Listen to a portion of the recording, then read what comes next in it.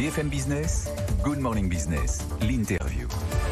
Il est 8h18 et pour sa première apparition dans un média audiovisuel, c'est Charles Marinakis, le nouveau président de Satury 21 France. Bonjour. Bonjour. Vous avez succédé évidemment après la disparition brutale de Laurent Vimont à la tête de Satury 21. Vous prenez cette fonction, mais vous avez quand même été 22 ans dans ce groupe, que vous connaissez donc bien. Et vous arrivez à un moment donné où on se pose plein de questions sur le marché immobilier. Déjà, comment se porte le marché immobilier français aujourd'hui ? Écoutez, effectivement, j'arrive à un moment où les questions se posent sur la volumétrie des transactions et sur la stabilité des prix. Ouais. Mais le marché immobilier est un marché qui est extrêmement résilient, et qui a fait ses preuves d'ailleurs dans la période du Covid, où quelque part il est un peu miraculé en termes d'activité du Covid.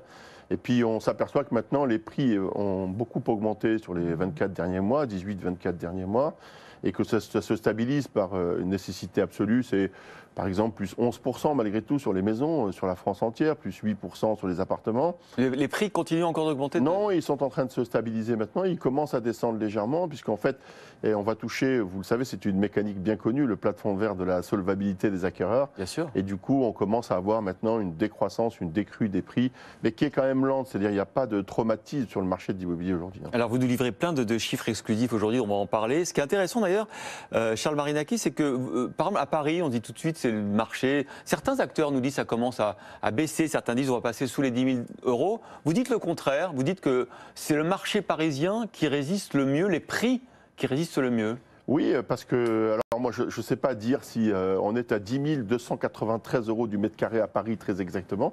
Est-ce que du coup on se retrouvera sur la barre psychologique des 10 000 euros à la fin de l'année ? Ouais. Moi je ne sais pas le dire. La tendance est très fine, hein. On parle d'une décroissance de 0,2% des prix, c'est-à-dire c'est quasiment insignifiant. Insignifiant, En tout cas pas de nature à bouleverser le marché. Pour le coup, la volumétrie des transactions a repris ses droits. On est revenu sur un prix du premier trimestre 2001. C'est-à-dire qu'en fait, la fluctuation a fini d'intervenir et on va se stabiliser autour de ces prix-là. Et pour le coup, autant sur les 18-24 derniers mois, on va dire que c'est la France qui a tiré le marché vers le haut, notamment au niveau des prix, ce qui a pénalisé Paris, hein, parce que vous savez que pour le coup, maintenant c'est un mouvement connu de la migration des Parisiens, soit sur des achats de banlieue, soit sur des achats de province. Eh bien maintenant, c'est Paris qui va retrouver son rôle de leader. C'est Paris qui a dominé, on va dire, les croissances des marchés immobiliers pendant 20 ans. Elle avait subi les conséquences directes du Covid plus que d'autres. Elle va retrouver son rôle maintenant un peu d'animatrice du marché avec une volumétrie de transactions qui dépasse les 15%, ce qui est beaucoup. Paris n'avait pas connu ça depuis longtemps. Ouais, alors en revanche, ce qui est intéressant, c'est qu'on se demande ce qui va se passer. Comme les taux d'intérêt augmentent, les taux des crédits immobiliers forcément augmentent, les banques sont plus exigeantes en matière d'apport personnel. En un an, ça a quasiment doublé. Hein, l'apport personnel demandé par les banques, en moyenne, on est à plus de 50 000 euros, aujourd'hui 60 000 même. Donc la crainte, c'est que ça fasse, à un moment donné, ça inverse les tendances et que les prix baissent fortement, qu'on a eu des crises dans le marché immobilier dans les années 90, on sait que c'est cyclique. Mais pour l'instant, ça tient. Est-ce que vous pensez qu'inévitablement, la hausse des taux fait que ça va baisser ? Oui, mais pas dans les proportions telles qu'on veut bien le dire. Vous savez, ce marché, c'est un marché incroyable, à la fois de résilience, je vous l'ai dit, mais qui s'autorégule de manière absolument incroyable depuis la nuit des temps. C'est-à-dire qu'à un moment donné, quand les prix augmentent trop, encore une fois, et vous venez de le souligner, on se retrouve confronté au plafond de verre du financement et de la solvabilité des acquéreurs, et du coup, il s'autorégule. Avec ce fameux régulateur, qui est le taux d'emprunt et la capacité d'emprunt des ménages, c'est vrai qu'il est fragilisé aujourd'hui, mais en même temps, vous savez, on est encore sur un taux qui est inférieur à celui d'avril ou de mars 2020. On est aujourd'hui, les taux, c'est 1,37 à 25 ans. C'est vrai qu'on vient de 0,90, 1,10, on était mal habitués. On est des taux réels qui restent très négatifs. Quand on voit une inflation qui est à 4%, 5%, quand on emprunte à 1,7, on fait une bonne affaire. Exactement. Donc si je suis investisseur, on voit pour autant le recul des investisseurs sur ce marché. Ce n'est pas une bonne stratégie, parce que quand vous avez une inflation, le dernier chiffre connu, c'est 5,4 pour l'inflation en France le mois dernier. Et donc quand vous avez des taux, quand bien même ce serait 1,70, c'est ce qu'on nous annonce 1,70 ou 2, ben vous êtes encore dans une situation au sens économique du terme, avec des crédits qui sont négatifs. Voilà, donc je pense qu'il n'y a pas de drame. Et puis on a quand même une couverture qui est le taux d'usure. Vous savez, vous et moi, que ça n'ira pas au-delà de 2,40. En tout cas, au moins pour les 3 mois qui viennent. Peut-être que le taux d'usure sera revalorisé, mais à date, le plafond, on le connaît. Alors quand même, le marché, on voit de certaines de prudence. Vous disiez le retrait des investisseurs, ceux qui achètent pour louer. On est passé de 35 à 25% quand même. Exactement. Ça va très vite. Et puis on voit que les transactions diminuent. Alors pas en prix, mais en volume. Moins 4% pour les maisons, moins 6,4% pour les appartements. Oui, mais encore une fois, c'est le jeu de la régulation du marché, de l'offre et de la demande.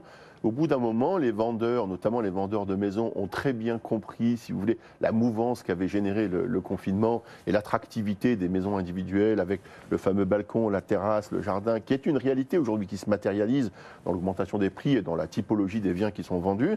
Mais il faut aussi que les vendeurs comprennent que chaque chose a son prix et que dès lors que vous êtes dans un niveau de prix qui commence à désolvabiliser les acquéreurs, forcément, vous ne trouvez plus chaussures à votre pied. Voilà. Alors, tous les chiffres que je donne depuis 5 minutes sont des chiffres Century 21 exclusifs du premier trimestre 2022. Donc, tous les chiffres qu'on donne sont extrêmement récents.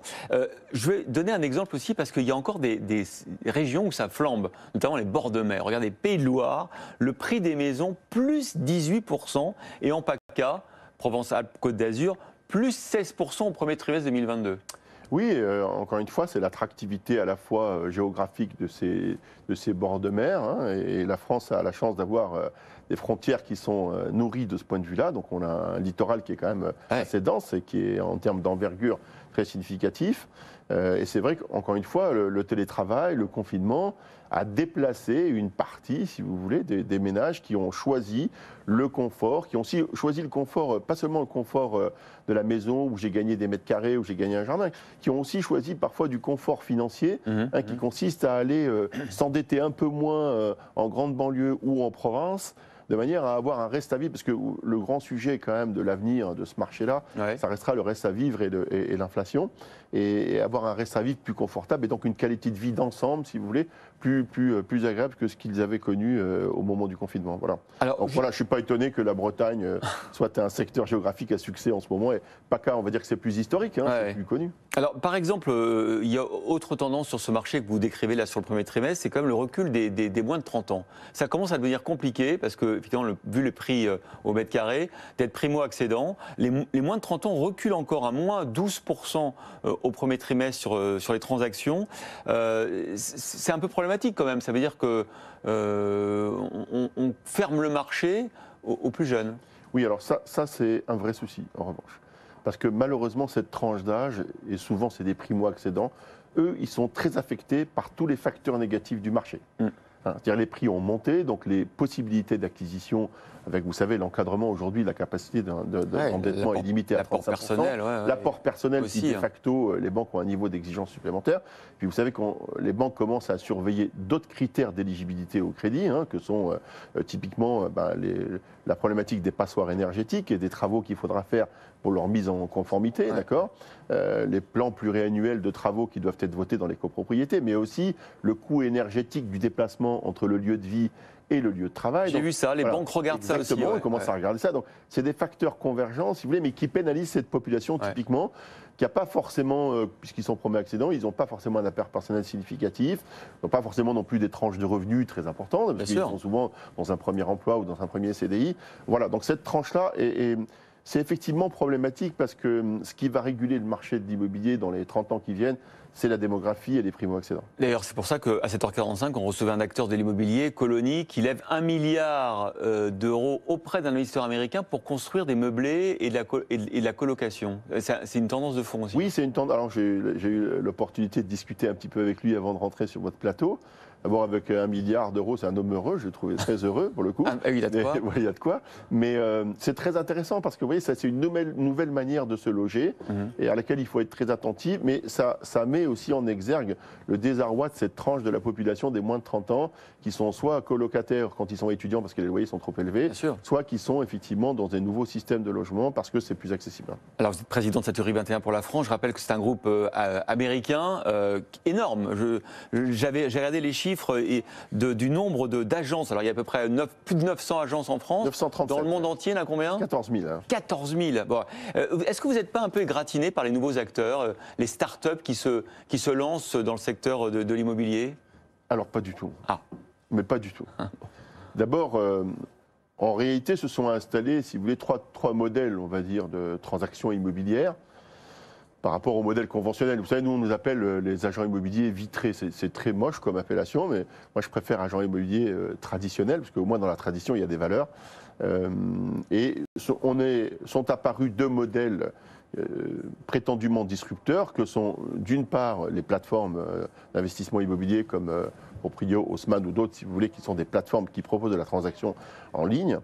Donc je note malgré tout que le succès économique aujourd'hui n'est absolument pas avéré. Les chiffres présentés par les agences de papa, par exemple, aujourd'hui n'impressionnent personne. 350 000 euros de chiffre d'affaires, si vous voulez, au premier semestre ou au premier trimestre. C'est même pas le chiffre d'affaires moyen d'une agence 121 en France. Donc, et il y a le modèle aussi des commissions fixes. Oui, Proprio s'était lancé dans cette aventure et puis en fait ils ont été obligés de revoir leur modèle économique. Vous savez, si c'était possible, si ça existait ce modèle-là, il y a bien longtemps que les agents immobiliers s'en seraient emparés d'un modèle qui serait révolutionnaire, mais ce n'est pas le cas. Donc pour les plateformes, moi je suis pour l'instant, pardonnez-moi cette expression, mais ah oui, très serein. Pour moi c'est plus des flop d'hommes que des start-up. Voilà, je vois rien d'émergent là-dedans. En revanche, il y a un modèle qui est le modèle des agents mandataires qui a trouvé sa place dans le marché de la transaction. C'est une réalité. Aujourd'hui, ce sont des opérateurs.